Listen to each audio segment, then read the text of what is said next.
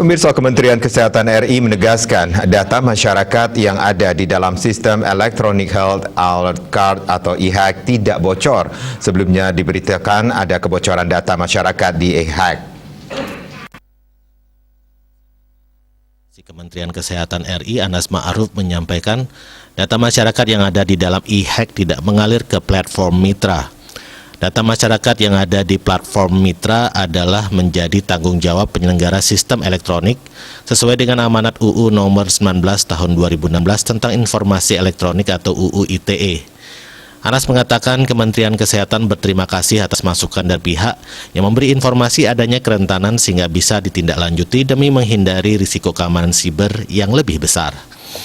Informasi kerentanan ditemukan oleh platform mitra e-Hack dilaporkan VPN Mentor, situs yang fokus pada Virtual Private Network (VPN) yang telah diverifikasi oleh Badan Siber dan Sandi Negara (BSSN) serta diterima Kementerian Kesehatan pada 23 Agustus 2021. Kemenkes kemudian menelusuri dan menemukan kerentanan pada platform mitra e-Hack, melakukan tindakan dan perbaikan terhadap sistem mitra.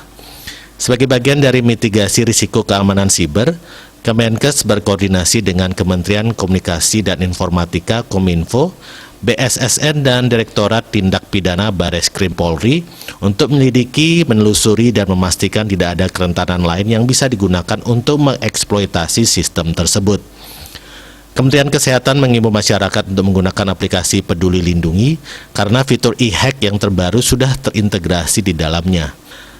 Platform Peduli Lindungi tersimpan di Pusat Data Nasional yang sudah menjalani Information Technology Security Assessment (ITSA) oleh BSSN. Bali Pos melaporkan.